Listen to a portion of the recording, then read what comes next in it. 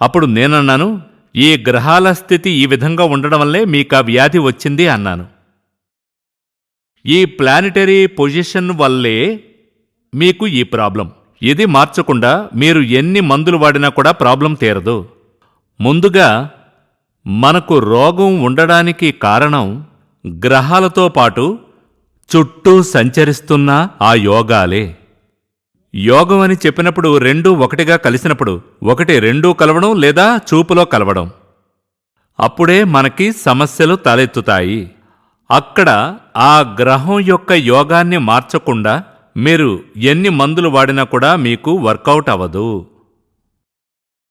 అప్పుడు నన్నడిగారు, నిజంగానే ఇది మారుతుందా? తప్పకుండా మారుతుంది.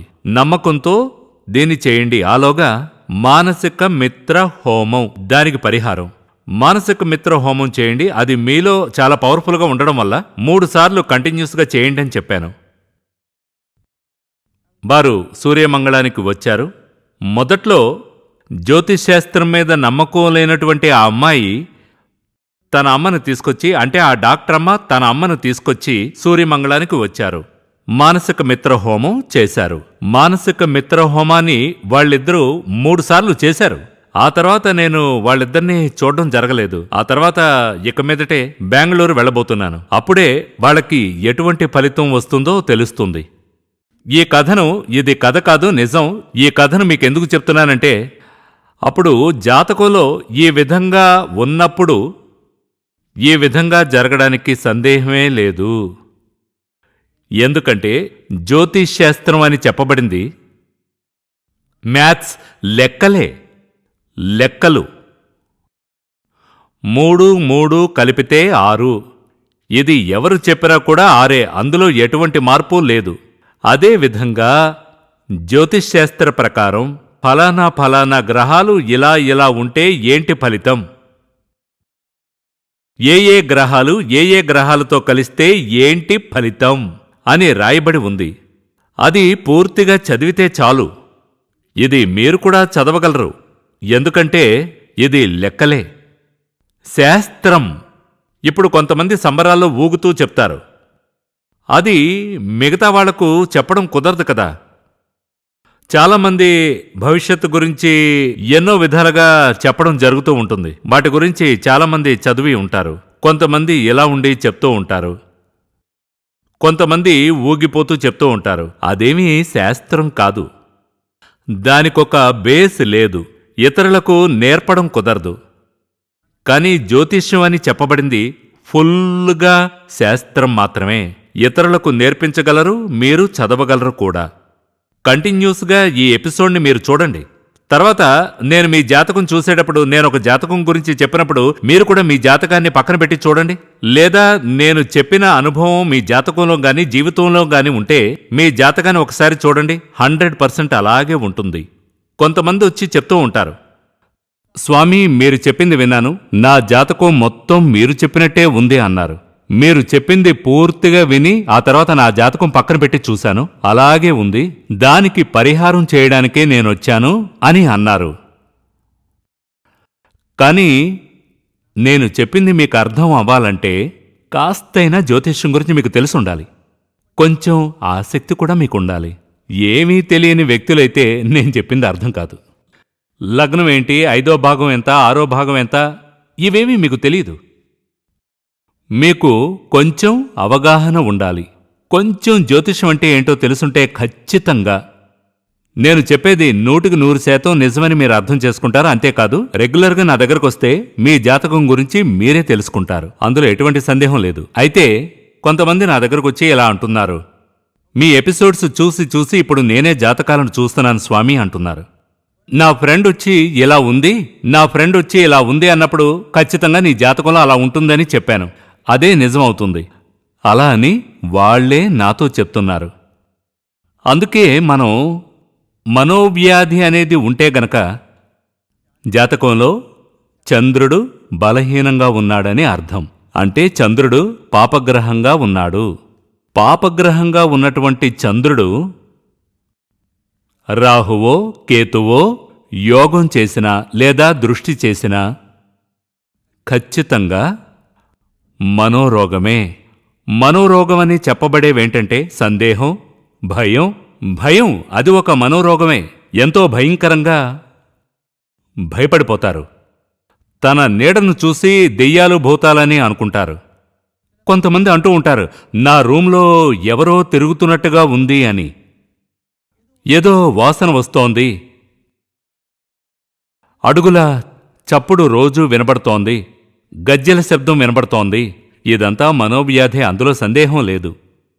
ఇలా ఒక్కొక్కరు ఒక విధంగా చెప్తున్నప్పుడు మామూలుగా ఎవరైనా స్వామీజీ దగ్గరకు వెళ్ళి ఇదంతా చెప్తే ఆయన ఏమంటారు? అమ్మవారు వస్తున్నారు, అందుకే గజ్జెల సౌండ్ వినబడుతోంది అని అంటారు. కానీ అదేమీ కాదు, ఇది మనోవ్యాధే. కొంతమంది అంటూ ఉంటారు, నాకు దెయ్యం పట్టింది స్వామి.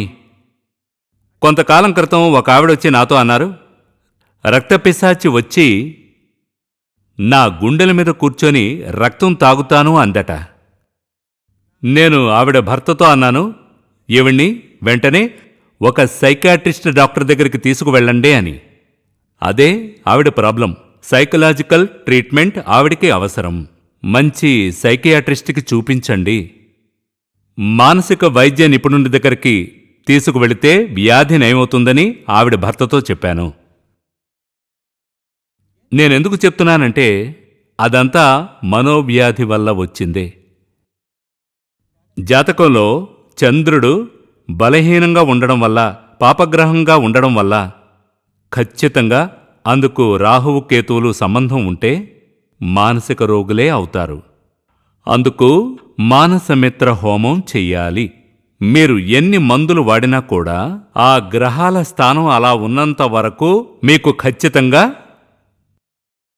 మంచి ఎన్నటికీ జరగదు.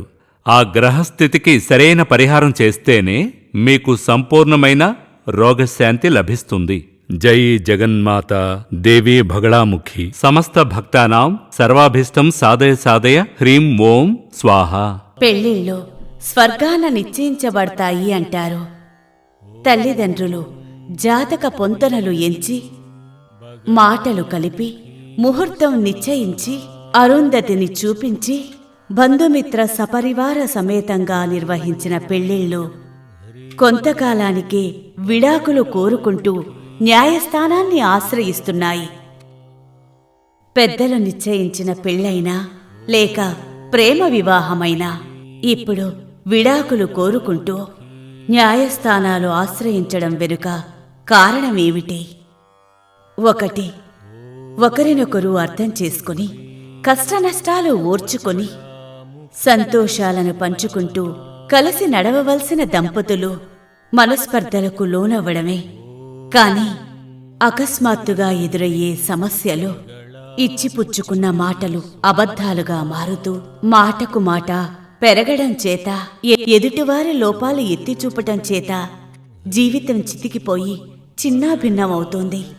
మన జాతకాన్ని గణించడం చేత వాటిని ముందుగానే తెలుసుకొని వాటి నుంచి మనల్ని కాపాడి మంచి మార్గంలో నడిపిస్తున్నారు రాజుగురు బ్రహ్మర్షి గురువాయూర్ శ్రీ శ్రీ సూర్యన్ నంబూదురి స్వామివారు.